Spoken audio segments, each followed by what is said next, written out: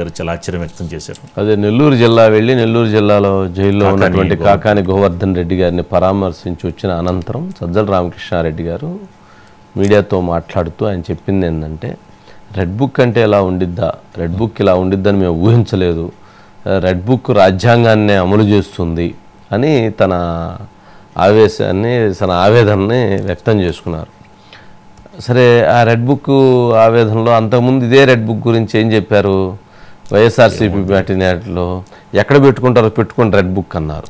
అంతటితోటి ఆగలేదు. Red book ఏం చేస్తుంది, ఒక వెంట్రుక కూడా పీకలేదన్నారు. అట్లాగే కొడాలి నాని, వంశీ లాంటి వాళ్ళు ఏం చెప్పారు, రమ్మనండి అసలు రెడ్ బుక్ ఏందో, ఏ బుక్ తెస్తారు తెచ్చుకొని అన్ని బుక్లు కలిపి మేము మడత పెడతామన్నారు.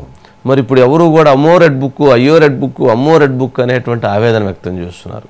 సరే, ఇందుట్లో ఏంటంటే లీగాలిటీ, ఇల్లీగాలిటీ కేసులు, ఆ కేసులకు సంబంధించిన అంశాలలో మాత్రమే ఇప్పుడు అరెస్టులు జరుగుతున్నాయి.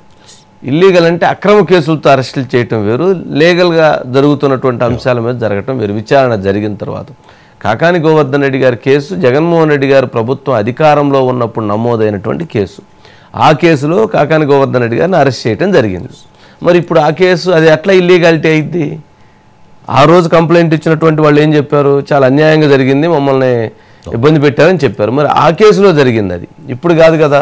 ఈ ప్రభుత్వం అక్రమ కేసు కట్టించి అరెస్ట్ చేస్తే ఓహో కట్టించి అరెస్ట్ చేశారు అనుకోవాలి, అది కాదు కదా. సరే, సజ్జల రామకృష్ణారెడ్డి గారు తన ఆవేదన ఏంటంటే, భవిష్యత్తులో మేము వస్తాం, మేము వచ్చిన తర్వాత మేము చూస్తాం, అంతేకాదు చంద్రబాబు నాయుడు గారు మరి రెండోసారి కూడా మేము అరెస్ట్ చేసి ఉండేవాళ్ళం అని చెప్పన్నారు. ఒకసారి అరెస్ట్ చేస్తేనే 11కు వచ్చినాయి, రెండోసారి అరెస్ట్ చేస్తే 0 సీట్లతో ఆగిపోయేదేమో, మరి అర్థం చేసుకోవాల్సినటువంటి అంశం. సరే, అది ఒకసారి చేశారా, 2 సార్లు చేశారని అంటే అక్రమంగా చేసామని మొదటితో కూడా చెప్పినట్టే ఇండైరెక్ట్గా. కానీ ఇందులో ముఖ్యంగా రామకృష్ణారెడ్డి గారి అబ్బాయి సజ్జల భార్గవ రెడ్డిది కూడా చాలా చివరకు వచ్చేసిందండి. సుప్రీంకోర్టు కూడా మరి ఆ విషయంలో రెడ్ బుక్ అంశాన్ని ఆయన మరోసారి అంటే ఫైనల్గా సజ్జల రామకృష్ణారెడ్డి గారికి ఇప్పుడు ఈ లిక్కర్ స్కామ్ డబ్బులు ఆయనకేం వచ్చినట్టు లేదు, భార్గవ్కి వచ్చినట్టు లేదు. లిక్కర్ స్కామ్ డబ్బులు అది వేరే వాళ్ళు, అంటే వాళ్ళ కుటుంబానికి వాళ్ళకి సంబంధించిన వాళ్ళు ఎక్కువ మంది బెనిఫిట్ అయ్యారు. అట్లాగే మైన్స్ వాటిలో మిగిలిన వాళ్ళు బెనిఫిట్ అయ్యారు. సజ్జల రామకృష్ణారెడ్డి గారికి వచ్చింది జీతం అన్నా వచ్చి ఉండాలి, లేక ఆయనకు వచ్చినటువంటి ఎమ్మెల్సీలు లేదో అంతవరకే ఇదయింది, అంతమించి పెద్దగా బెనిఫిట్ అయింది లేదు. కానీ పనిష్మెంట్ విషయంలో మాత్రం అందరికంటే ఎక్కువ, ఇప్పుడు ఆయన అరెస్ట్ అయినా ఆయనకు బాధ ఉండదు, కొడుకు అరెస్ట్ అయినప్పుడు ఎవరికైనా అంతకంటే ఎక్కువ బాధ ఉండిద్ది. మరి అది భూముల ఆక్రమణ కూడా అంశం కూడా తెరపైకి వచ్చింది కదా సార్, సజ్జల రామకృష్ణారెడ్డి గారి అంశం ఫారెస్ట్ దీనికి సంబంధించిన బయట ఉంది సార్, బయట ప్లీజ్.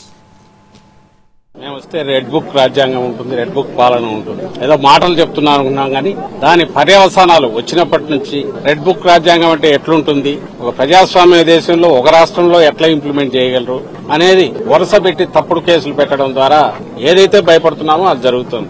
రేపు దాని ఫలాలు ఎట్లుంటాయి అనేది కూడా ఆయన ఊహించట్లేదు, భయంకరంగా ఉంటాయి.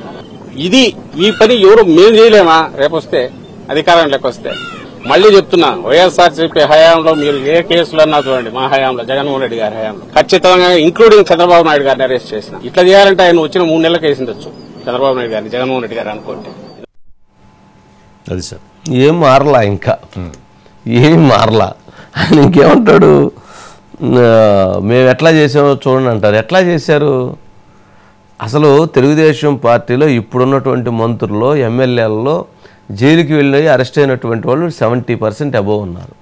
ఏ కేసులు ఉన్నాయి, ఏమున్నాయి, ఏ రకంగా ఉన్నాయి? కాకాని గోవర్ధన్ రెడ్డి గారి కేసు 2019లో జగన్మోహన్ రెడ్డి గారి హయాంలో పెట్టినటువంటి కేసు. అది లిక్కర్ కేసు అనేది ఎలక్షన్స్ బిఫోరే లిక్కర్కి సంబంధించినటువంటి విచారణ జరపమని BJP party, Janasena party, TDP పార్టీలు ఢిల్లీలో కంప్లైంట్లు ఇచ్చినటువంటి అంశం. అప్పటి నుంచే దాని మీద ఎలిగేషన్స్ ఉన్నటువంటి అంశం. మరి వాటిలో అరెస్టులు జరుగుతున్నాయి.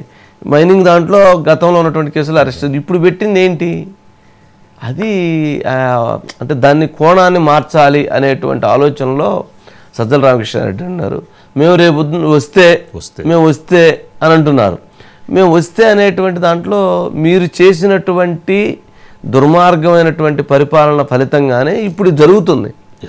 మరలా మేము వస్తే మేము ఇంతకంటే దుర్మార్గాలు చేస్తాము, గతంలో చేసిన దుర్మార్గాల కంటే ఎక్కువ చేస్తామన్నప్పుడు అది వాళ్ళకి నష్టం చేసిద్ది. అది అర్థం చేసుకోవట్లా. మేము మంచి చేసామంటారు, మంచి చేస్తే 11కు రారు, చెడు చేయబట్టే 11కు వచ్చారు.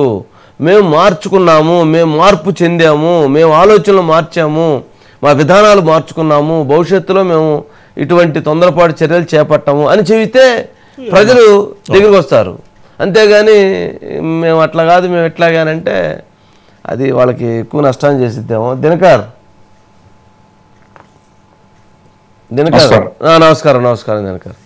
ఏంటి సజ్జల రామకృష్ణారెడ్డి గారు ఏమంటున్నారు, ఏంటి కాకాని గోవర్ధన్ రెడ్డి గారు ఏమన్నారట?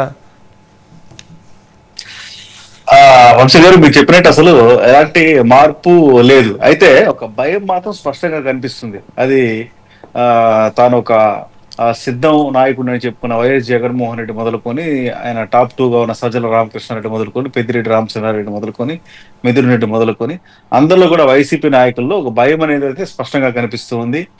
పప్పు అని హేళన చేశారు, బాడీ షేమింగ్ చేశారు, దీనికి పనికిరాడని చెప్పన్నారు. అలాంటిది ప్రతి నిత్యం కూడా రోజు నారా లోకేష్ పేరు కలవరించింది, నారా లోకేష్ ని విమర్శించింది, నారా లోకేష్ రెడ్ బుక్ ని ఏదో ఒకటి మాట్లాడిందే ఆ రోజు గడవని పరిస్థితి జగన్మోహన్ రెడ్డికి కానీ సజ్జల రామకృష్ణారెడ్డి అండ్ బ్యాచ్ కానీ చూడొచ్చు. అంటే రెడ్ బుక్, ఇక్కడ పింక్ బుక్ అని ఒక ఆమె కవిత చెప్పుకునేది. తర్వాత దేశం మొత్తం మీద కూడా రెడ్ బుక్ సంబంధించి ఇది వైఎస్ఆర్ కాంగ్రెస్ పార్టీ నాయకులు చేసిన అక్రమాలకు సంబంధించి, అన్యాయాలకు సంబంధించి, దోపిడీకి సంబంధించి ప్రజలు నారా చంద్రబాబు నాయుడు ఎంత సాఫ్ట్ గా ఉన్నారనేది 1 year పాటు కూడా సరైన యాక్షన్స్ తీసుకోవడం లేదని కూడా ప్రజల్లో ఒక రకంగా రెవల్యూషన్ అసంతృప్తి ఉన్న పరిస్థితి. అయితే కొన్ని కేసులు లేదనుకుంటే గన్నవరం ఎక్స్ఎమ్మెల్యే వంశీకి సంబంధించో, లేదంటే కొడాల నానికి సంబంధించో, లేదంటే కాకాని గోవర్ధన్ రెడ్డికి సంబంధించో, నందిగం సురేష్ కి సంబంధించో ఇట్లా కొన్ని యాక్షన్స్ తీసుకుంటేనే ఇంత హడలిపోయేవాళ్ళు. ఇక రానున్న రోజుల్లో చాలా వరకు దీనికి సంబంధించి వైసీపీ టైంలో జరిగిన అన్యాయాలు, అక్రమాలు, దోపిడీలకు సంబంధించి విచారణ ఉంటుందంటూ కూడా స్పష్టంగా ప్రకటించారు నారా లోకేష్. అంటే ఇది ఎక్కడ కూడా ఇక్కడ ఒక విషయం ప్రధానంగా గుర్తించారు వంశీ గారు, ఏదైనా సరే న్యాయస్థానాల్లో ఎవరికైనా సరే ఒకటే రకమైన న్యాయం ఉంటుంది జ్యుడిషియల్ పరంగా. ఎక్కడ కూడా వీళ్ళకి బెయిల్స్ రావడం లేదు వైసీపీకి సంబంధించిన లీడర్స్. ఎందుకంటే ఖచ్చితంగా కేసుల్లో గ్రావిటీ, కేసుల్లో నిజాయితీ, కేసుల్లో నిజాలు ఉండబట్టే రావడం లేదనమాట. ఈరోజు సజ్జల రామకృష్ణారెడ్డి మాట్లాడుతూ కూడా కాకాని గోవర్ధన్ రెడ్డి అక్రమ మైనింగ్ కు పాల్పడలేదంటే, కాకాని గోవర్ధన్ రెడ్డి అక్రమ మైనింగ్ కు పొదలకూరులు మండలం రుస్తుం మైన్ లో వాళ్ళ మైన్ బలవంతంగా లాక్కొని మైనింగ్ చేశారని చెప్పి అనేది అప్పట్లో వివాదం అయింది. దానికి సంబంధించి కేసు నడుస్తుంది. సో సజ్జల రామకృష్ణారెడ్డి మాటల్లో అయితే ఒకటే క్లారిటీ కనిపిస్తుంది, నారా లోకేష్ రెడ్ బుక్ ని ఇట్లా ఉంటుందని మేము అనుకోలేదు, కానీ చాలా భయం వేస్తుంది అని ఆయన మాట్లాడారు స్పష్టంగా. ఖచ్చితంగా సజ్జల రామకృష్ణారెడ్డి మరొక హెచ్చరిక కూడా చేశారు. రానున్న రోజుల్లో మేము ఇంకా దూకుడుగా వెళ్తామంటే, మీరు దూకుడుగా పోబట్టే, మీరు ఒక వాల్యుబుల్ పాయింట్ చెప్పారు, మీరు దూకుడుగా పోబట్టే, మీరు అన్యాయం చేయబట్టే 11 సీట్లు వచ్చాయి. మీ మనస్తత్వం, మీ ఆలోచనలు మారకపోతే ఈసారి ఆ మాత్రం రిజల్ట్ కూడా రావనేది కూడా పబ్లిక్ లో చర్చ జరుగుతుంది వంశీ గారు. రైట్.